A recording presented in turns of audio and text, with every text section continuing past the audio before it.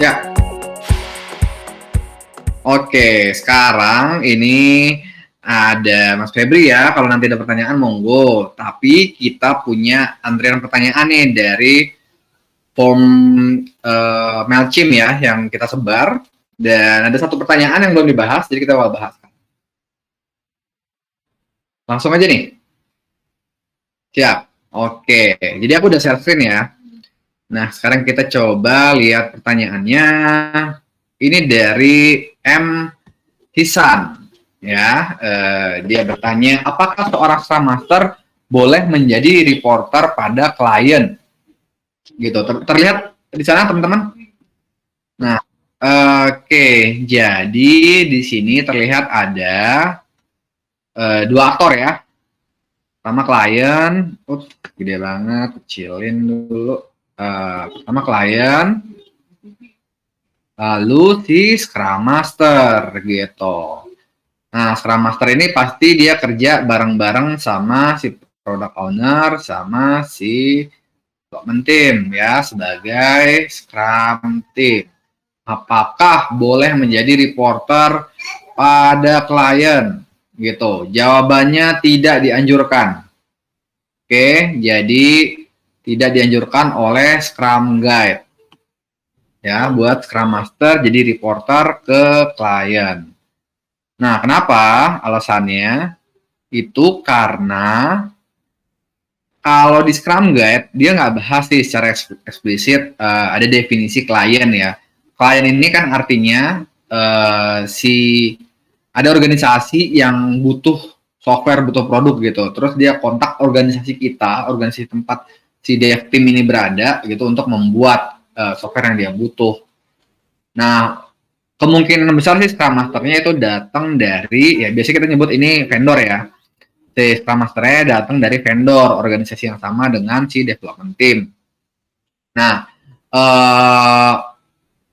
lalu si product owner. Nah, ini buat teman-teman yang belum tahu, product owner ini adalah pihak yang nentuin produknya itu fiturnya apa-apa aja. Gitu. Memaksimalkan manfaat dari sebuah produk, sebuah software. Ya, dia tuh kapten kapalnya lah bisa dibilang dari produk tersebut. Nah, ini yang ingat ya tadi ya, Scrum Guide, ya buku panduan resmi Scrum, nggak bilang juga tentang si klien. Nah, kalau kita lihat dari role product owner ini, harusnya sih idealnya ini adalah bagian dari si klien, gitu. Nah, ini ideal ya. Kita nggak bilang wajib atau gimana, karena Scrum sendiri nggak nyinggung tentang klien, tentang vendor. Nah, cuman kalau ideal ini udah berjalan, bahwa si product owner itu dari sisi klien, ya, itu harusnya sih komunikasi antar klien ya tentang ke produk itu bisa lewat product owner, gitu. Product owner yang baik dia ngebrief banget tuh stakeholder si produk tersebut, software tersebut dari si kantor dia ya, dari si klien tersebut gitu. Nah, jadi cuman tentu aja bisa ada masalah komunikasi yang terjadi dengan konteks seperti itu. Jadi skenario pertama itu adalah PO dari klien ya. Di sini Scrum Master bisa bantu kalau misalnya ada masalah komunikasi ya antar PO dari PO dengan orang-orang di kantornya gitu, di klien tersebut. Scrum Master bisa bantu komunikasinya. Nah, yang kasus kedua, ini kasih warna biru, itu adalah PO dari vendor. Nah, jadi yang lingkaran ini nih yang di sini itu semuanya adalah dari vendor gitu.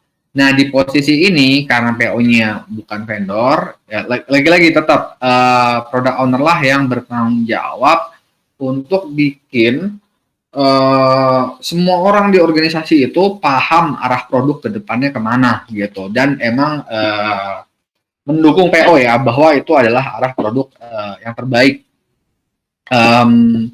Nah, artinya dia yang dia yang punya inisiatif buat kontak si klien bos-bosnya di klien gitu, yang request fitur, Kalau emang software nanti bakal dipakai internal ya, ya dia juga tuh yang mimpin riset ke calon pengguna softwarenya gitu. Jadi komunikasinya itu di ya dipegang sama ini kapten dari produk itu, si product owner gitu. Nah, SM ngapain? SM itu bantu product owner, misal, wah kayaknya ini ada komunikasi-komunikasi yang miss nih gitu. Ini ada stakeholder yang belum dihubungin nih gitu, bisa masalah nih ntar ke depannya. Kurang align nih gitu, SM bisa bantu. Tapi aktor utamanya tetap product owner gitu. Nah, jadi kalau dirangkum jawabannya ini tidak dianjurkan. Bicara boleh nggak boleh itu kalau di Scrum mah nggak eksplisit ya. Scrum Master uh, bisa kok gitu ngelakuin apa yang perlu dilakuin buat melancarkan komunikasi. Cuman kalau secara hakikat ya secara peran dari roles-nya segala komunikasi tentang bisnis itu dipimpin oleh product owner gitu. Scrum Master ngapain sih? Scrum Master ini adalah mastiin komunikasi product owner ke dev team, komunikasi product owner ke stakeholder gitu. Komunikasi dev team ke stakeholder itu semua lancar, ekspektasi semua sedekat mungkin dengan realita gitu. Itu tanggung jawabnya Scrum Master. Dia bukan project manager. Ya, makanya mungkin di sini istilah reporter kemungkinan kebawa-bawa dari masa lalu uh, project management yang sebelum Agile. Cukup menjawab nggak? Atau ada yang kurang jelas?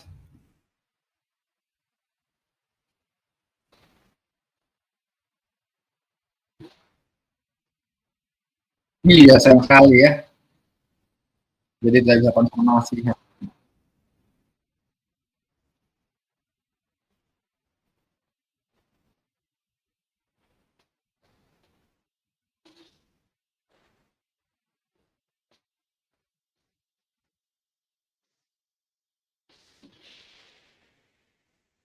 Nah, itu menarik karena di Kantas Agile ini nggak cuma pengguna Scrum ya, ada juga pengguna Kanban, pengguna XP gitu, atau mungkin bikin framework Agile sendiri gitu. Ada apa quote apa pepatah lah kata-kata mutiara yang berbunyi seperti ini. Kesuksesan Scrum Master atau Agile Coach itu diukur dari seberapa dia nggak dibutuhkan lagi gitu. Jadi kalau kalau kita setuju sama statement tersebut, betul Pak Mufid. Gitu. Jadi makin nggak dibutuhkan, artinya timnya makin matang, justru berarti Scrum Master-nya makin sukses. Cuman pengalaman aku, perubahan itu pasti gitu. Jadi di sebuah tim yang mungkin komunikasinya udah lancar banget nih, si product owner, dev team, dan client gitu, itu bisa aja nanti ada reorganisasi, pergeseran gitu, atau mungkin ada yang resign, ada anak baru gitu, dan ya kondisi berubah gitu, budaya yang tadinya udah bagus dari sisi komunikasi dan gaya kerja bisa jadi memburuk. Nah, biasanya sih secara alami itu bakal ada orang yang acting as a Scrum Master atau Agile Coach gitu. Dia yang ngeluangin waktu buat ngumpulin orang, terus fasilitasi retrospektif, terus bikin tim memperbaikin prosedur kerjanya gitu, cara kerjanya secara rutin gitu. Jadi kalau dibilang role pasti bakal terus ada Pak Mufid ya, role apa ya, informal role lah gitu, Scrum Master atau Agile Coach ini. Kalau formal role mungkin memang pada satu titik itu ditiadakan di organisasi. Cukup jelas.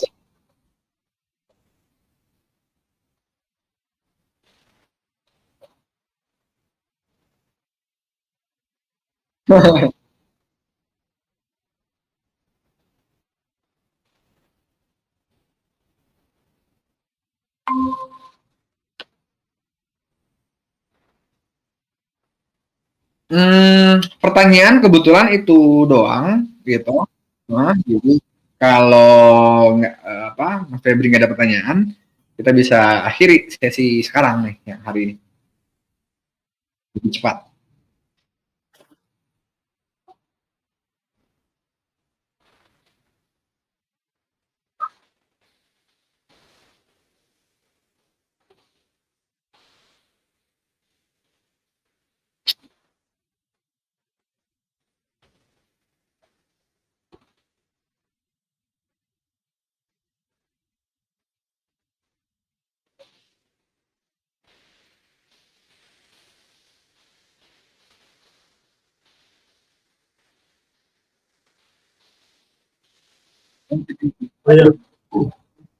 Halo, ya, Mas Mufid, ya, ya. Di organisasi tempat saya bekerja itu persis seperti cerita dari Mas Rizky tadi. Kita di 2017-2018 kita pakai Scrum Master. Itu keadaannya kita baru membangun tim. Membangun tim karena waktu itu ada perubahan, ada banyak yang resign. Ketika kita dengan manajer yang baru, dia hire banyak orang. Nah, di sana kita ada product owner dan ada Scrum Master. Tapi beriring waktu, ketika masing-masing dari kitanya sudah mengerti apa pekerjaannya, nah, dan dengan dibarengi si Scrum Master-nya juga resign. Nah, itu setelah itu kita nggak ada ini lagi. Mungkin bisa dibilang nggak ada Scrum lagi karena nggak ada pakai retrospektif, nggak ada sprint planning, bahkan daily stand up pun udah nggak dipakai gitu. Ya, tapi efeknya jadinya di kita itu beban itu seakan-akan terlampau banyak gitu. Beda ya pas jadi numpuk ya. Iya, jadinya di mata manajemen kita itu seakan-akan kerjanya selalu delay karena memang banyak sih proyek kita lagi banyak, tas-tasnya lagi banyak, produk backlog kita lagi banyak. Oke. Tapi kita udah tahu pekerjaan masing-masing, kita udah tahu. Jadi kita ada pakai project manajemen kita pakai ada pakai wiki apa namanya saya lupa. Nah, biasa langsung desain lewat situ. Kemudian si product owner-nya itu ya dari kita-kita aja, dari si leadernya atau dari deputy manajernya. Ya, oke. Ya, thank you sharingnya, udah Febri. Boleh tanya sebelum yang belajar Scrum dan ada Scrum Master, itu kondisinya seperti yang sekarang kah nggak? Kerjaan banyak gitu. Dulu itu pekerjaan nggak sebanyak sekarang. Oke, jadi kebetulan yang sebelumnya Scrum pekerjaannya lebih sedikit ya? Iya, tapi yang bagusnya dulu kita itu di cover sama si product owner dan si Scrum Master-nya. Nah, tapi sekarang sebelum pakai Scrum udah Febri. Jadi Scrum Master belum ada, mungkin belum banyak yang resign itu. Apakah jumlah kerjaannya sebanyak yang sekarang? Oh, kebetulan saya joinnya ketika ada Scrum Master-nya. Udah langsung pakai Scrum ya, jadi nggak tahu ya. Oke, lanjut. Iya. Nah, siap. Oke. Ini menarik ya, thank you sharingnya, ceritanya. Jadi, aku share screen lagi deh. Jadi, kehilangan Scrum Master membuat beban pekerjaan bertambah, gitu. Dan nggak ada yang ngisi peran itu ya, role project manager juga nggak ada ya? Kita ada PM, tapi lebih ke general dia. Oke, general tuh maksudnya? Cuma ada di perusahaan itu kita cuma ada satu PM, jadi dia nggak, di bawahnya itu nggak ada yang akan menghandle per projectnya, itu biasanya ditunjuk dari salah satu manajer aja, seperti itu. Ya, jadi apa namanya, nggak tahu detail apa requirement per proyek ya. Cuman dari helikopter view doang. Nah, Ya, jadi mungkin disambungin lagi ke yang di sini yang cerita tadi Pak Mufid angkat. Misal si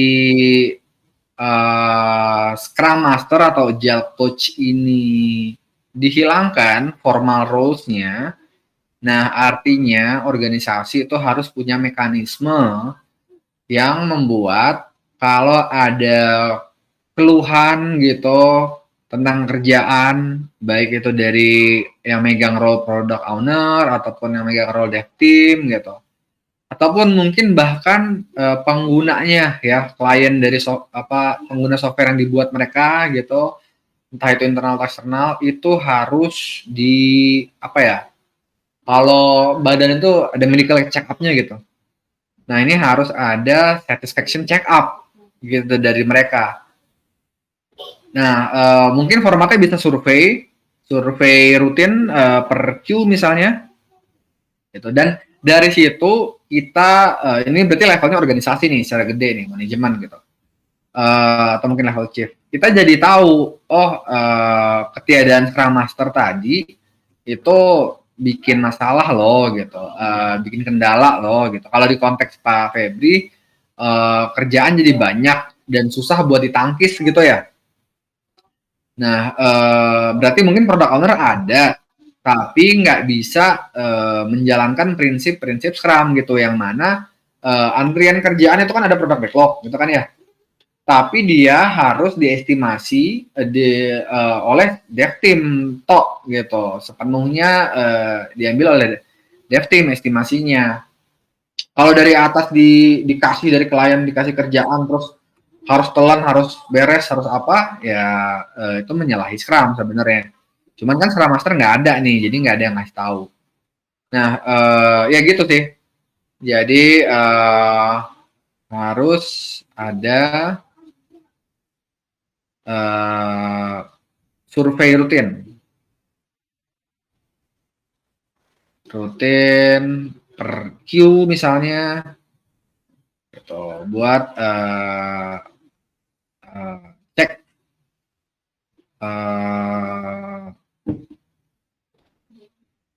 flow kerja di lapangan. Karena kalau nggak dicek, ini bisa jadi bom waktu ya, gitu. Lama-lama ntar orang resign, atau mungkin banyak lembur, terus kualitas jadi nurun gitu. Gitu sih. Mungkin Pak Mufid juga mau nambahin, ada insight lain dengan kondisi ini.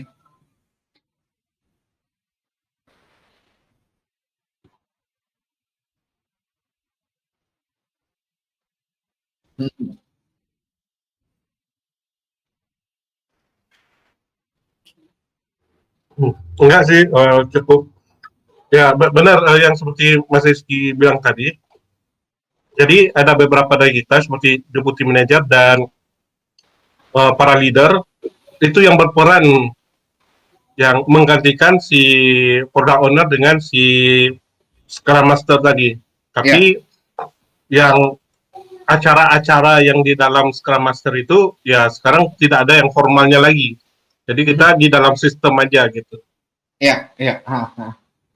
Yang mungkin udah Febri bisa lakukan, bisa tadi yang aku bilang ya, ambil inisiatif ngisi peran si coach, si Scrum Master, atau mungkin kalau misalnya nggak bisa, kayaknya nggak aku banget nih gitu, aku engineer banget orangnya, ya Mas Febri bisa bikin survei aja gitu. Kalau bikin survei kan kayaknya semua orang bisa ya, bikin Google Form, bikin pertanyaan, terus disebar, minta teman-teman buat isi sejujur-jujurnya gitu. Apa sih keluh kesahnya kerja di 3 bulan ke belakang? Kalau perlu formnya dibikin anonim gitu, jadi teman-teman nggak malu takut buat jujur. Nah, ntar pas formnya udah kumpul, dilihat hasilnya, Mas Febri bahas tuh bareng manajernya Mas Febri gitu. Ini gimana cara eskalasi kendala-kendala ini gitu ke atas. Hmm. Itu mungkin ya yang bisa dilakukan. Oke, kalau cukup jelas berarti ditutup kali bahasan yang ini.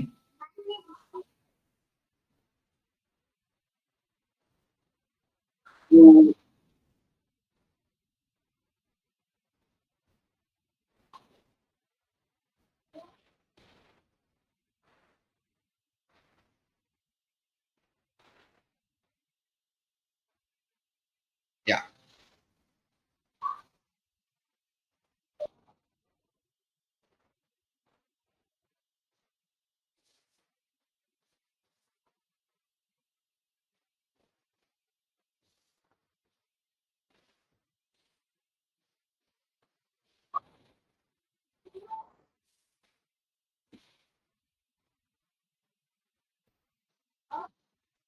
Ya. Hmm.